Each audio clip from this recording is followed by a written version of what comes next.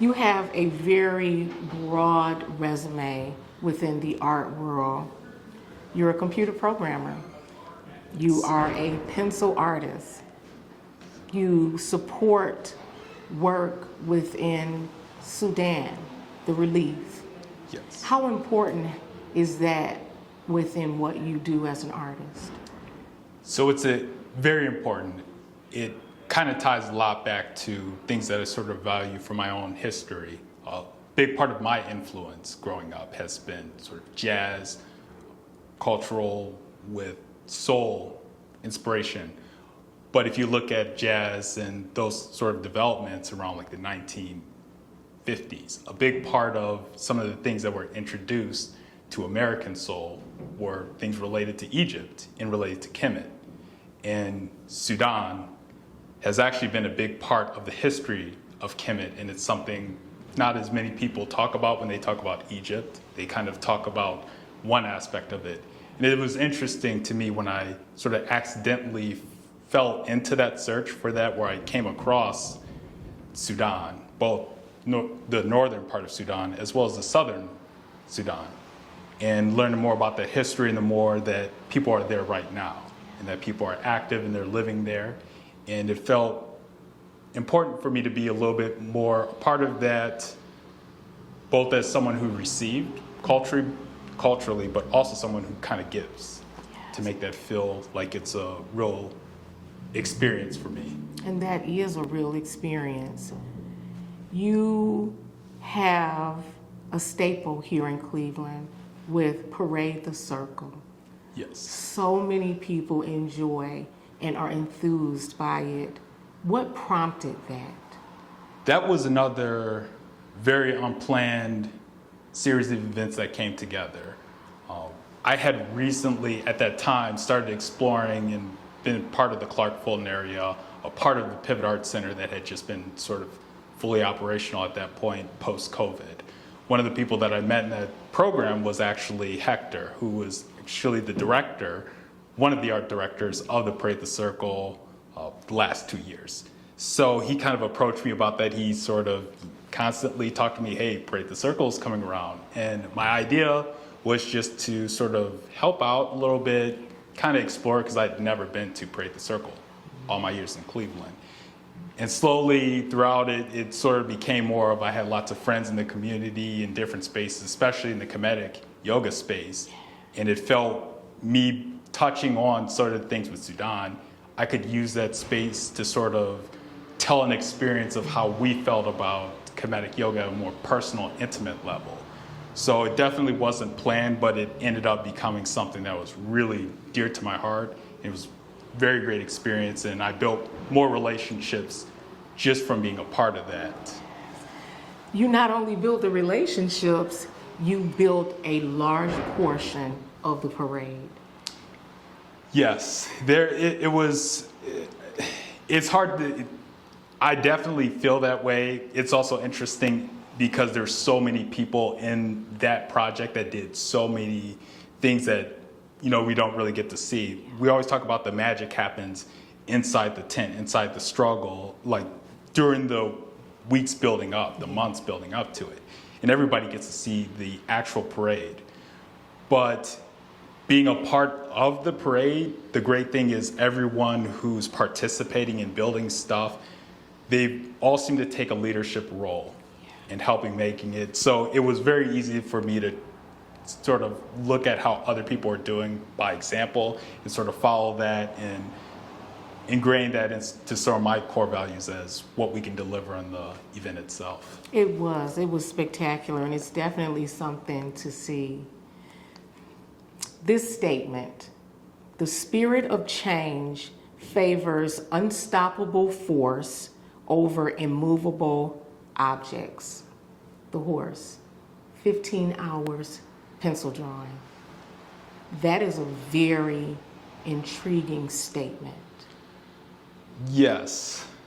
So that was, when I had the statement, a lot of the things that I'd been doing at that time, I was writing more poetry to myself about things. And I was also thinking about sort of obstacles that I would face throughout challenges, and sometimes it was more about instilling a sense of a confidence in myself.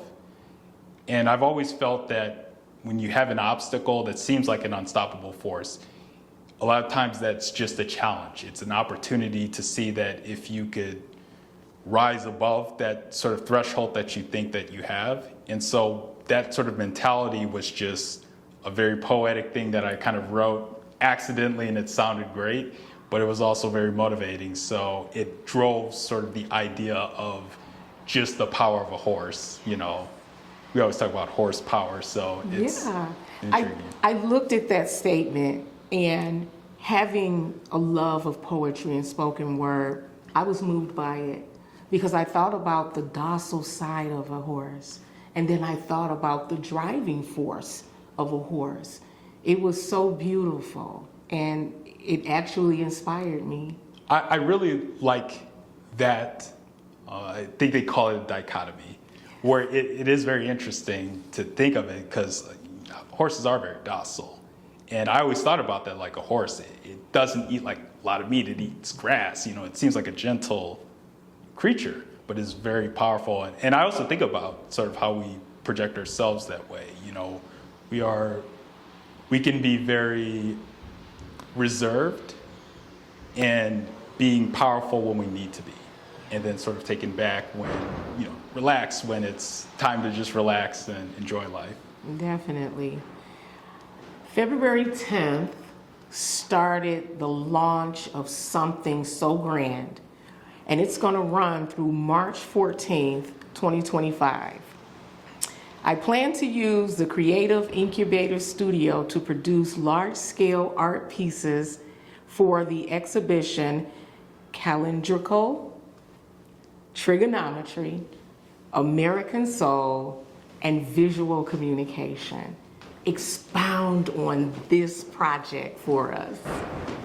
So this was a project that was kind of in the making for a very long period of time for me. It was never on my mind of doing an exhibition. It was just something that I've naturally kind of gravitated towards, just my experience with things that I've been interested. That's what comes out into my artwork. Roughly around the same time with everything that was going on with Parade, the Circle, and Sudan, I sort of had a re-experience with math. And it also fueled a lot of my work in sort of computer science and programming. But the more that I kind of explored that world, the more that I felt that those were sort of the stories that made me feel more that I had something to say through art, something to contribute through art, to share the experience of math and how math and art, they're kind of part of the same sort of origin, even though sometimes we think that they're two different worlds. So this exhibition is going to be just me tackling a lot of different aspects of that. I have a few pieces already finished. There's some ideas that we're looking to see if we can pull off. A lot of the ideas that I like to go for are ideas that are too ambitious to pull off, but I want to try it to see if we can do it. So there's some things I'm really excited about working on, but I also want to really sort of help more with the culture of math, to share that expression, not necessarily teaching math, but sharing the expression of what it's like to kind of have that aha in that relationship with math and to see the world in a different light. I really appreciate that. And you touched on it, math and art. How do you emerge that and turn it into such a wonderment? I think for me, the interesting way that I kind of see it is that they were never separated to begin with. Mm-hmm. And through a lot of practices, they've kind of become separated because we see them after the fact. A lot of things when I've seen or read about, at least with the history of math, changes that's happened in math have been instantly reflected in architecture, in sculpture, and then those have origins in music and theater. And so it's sort of literally in a sense, it's a cycle of creativity. And I think that they kind of belong together, or they're at least somewhat synchronized. So that's sort of my relationship with that, my experience with that. It hasn't really been as much of a challenge to bring them together. I felt that when I have them together, it's a lot easier for me to work out creative challenges that I think would play out well in a visual experience. And you do give us a visual experience. Let's talk an accolade. The Spike Lee Art Show, which was orchestrated with Cleveland BAM. Yes. How did that make you feel? That was very special to me for lots of reasons. It was, first of all, like I definitely credit to that project coming together. That was being a part of that show with so many really talented artists and seeing so many creative ideas. That was just a pleasure. But that was also my very first art show that I had been in since college. You know, well over 10 years by far. So, and that show was more or less a little bit of a accident that I was in the show. I was sort of under the mindset that I wanted to apply for the show, and I was sort of thinking that I wouldn't really do art anymore. I was thinking I would do more help with art, more, you know, be sort of something like an assistant to get acclimated. And I kind of did the application just so it could get rejected, so I could have sort of a little confidence to say, hey, I put my hat in the ring and it didn't work out. And there were some challenges with the show, so my understanding was I didn't get in.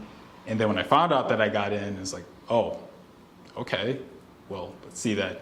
And it was very special to me because I got to be in the show, and then my whole family came out. Oh, so and wonderful. Support is everything. Yes, support is huge, and my family is, you know, my rock, you know. So for them to see that for me, it was an experience to be in the show, but I was also glad that they got to experience that opening reception for me because they, you know, art has been something that I've worked hard for, and it hasn't, obviously, for like most artists. It wasn't the smoothest transition. I've kind of quit art for a few years and came back to it. So I was very happy to be a part of that show, and just the broad range of ideas and creativity that I've seen from other artists in different pieces, far different from my own.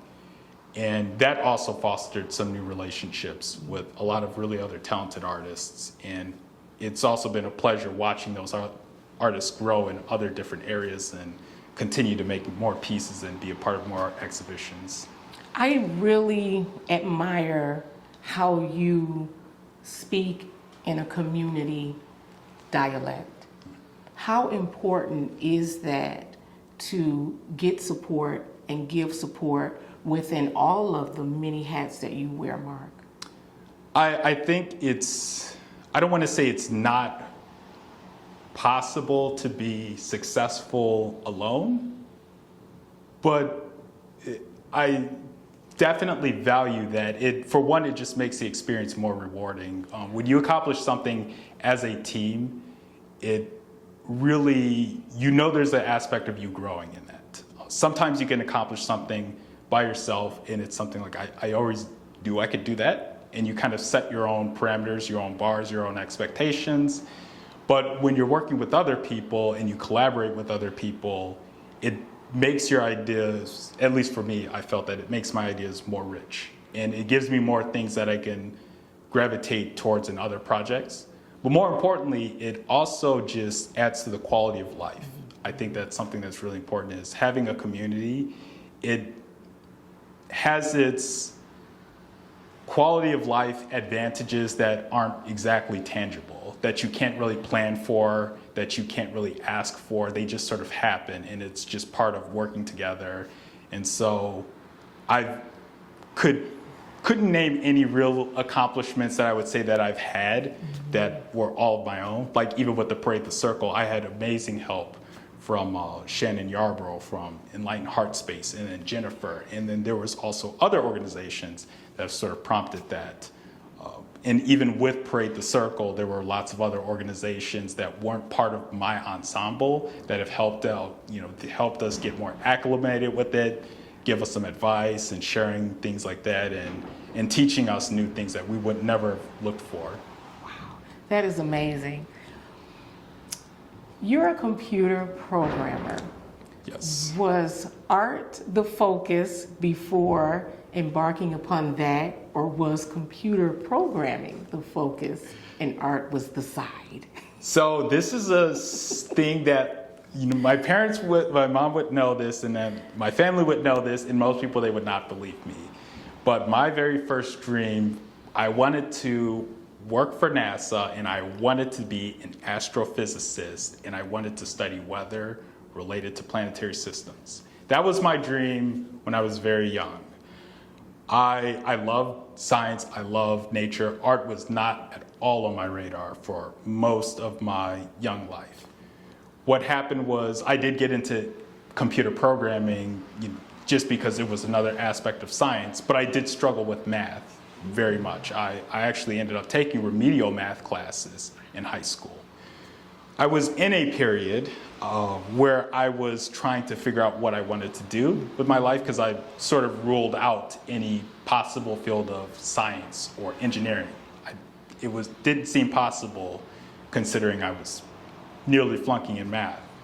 So then I started to make websites to journal my ideas. And in the process of journaling, I started looking for things that I was interested in, sort of like songs and music that my dad would play, which were mostly funk and jazz. And then I would sort of draw like some of the album covers and different things like that. So eventually I found that to be sort of a good takeoff point because people had reacted to that, and I decided to go to school for that. But after graduating, my love for computer science sort of came back, more or less, as I wasn't interested in graphic design. So I got back into web development, and that led me into my first job as a fill-in for a computer programmer. And then that fill-in role sort of escalated into more of a lead software developer. And I kind of did that for a good stretch until I found sort of solid within my new role as a DevOps engineer. Love that. Amazing. Take a look back, looking at what you've done thus far and how much more you will accomplish. What is one thing that you would say to younger Mark?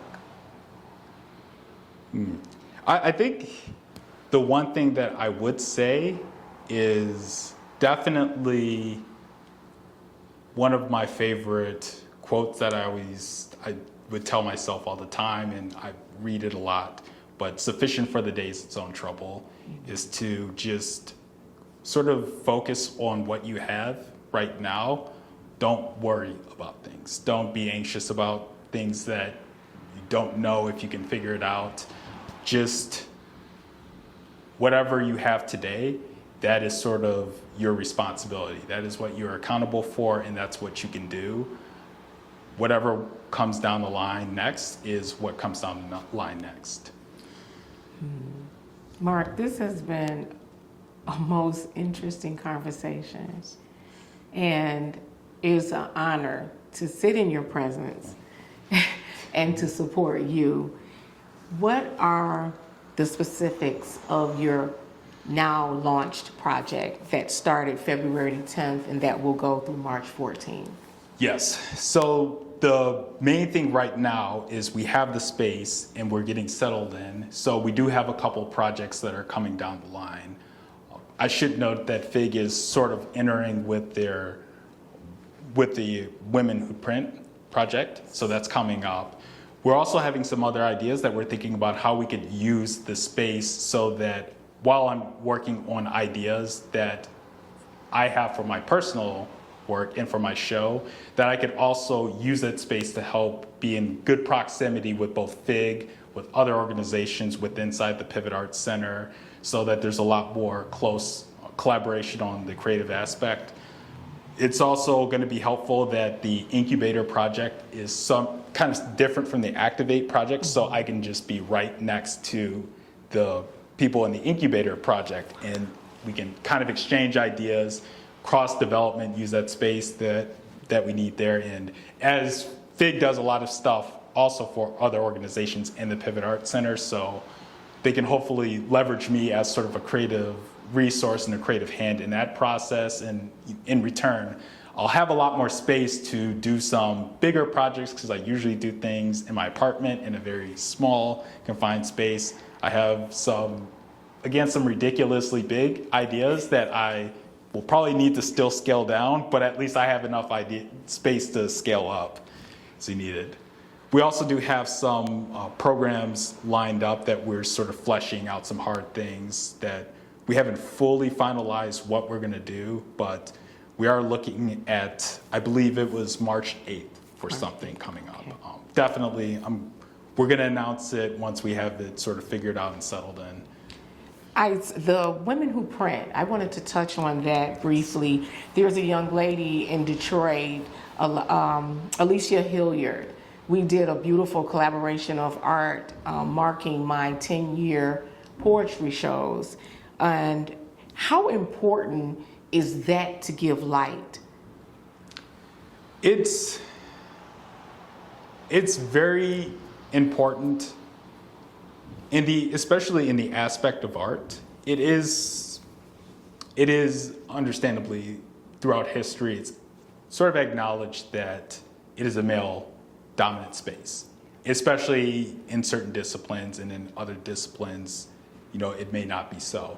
So that's something that I think is very interesting, is to have a representation in that, to have pieces that sort of express other areas that you don't typically see a lot of women in, to kind of show that it's more so about the artwork.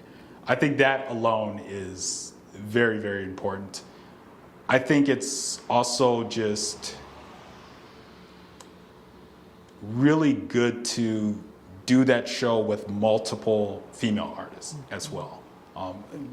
Again, it's my personal preference that having lots of people on a project it's a good thing, but it will be also interesting to see that, if you have many women, they're even amongst themselves going to have different takes on it. So it's even like diversity within the diversity, which is something that I always like to see, is how even within something that says it's one group of people, how many different ideas, how many different ways of that idea has been going to be explored and practiced and executed and expressed to the general population.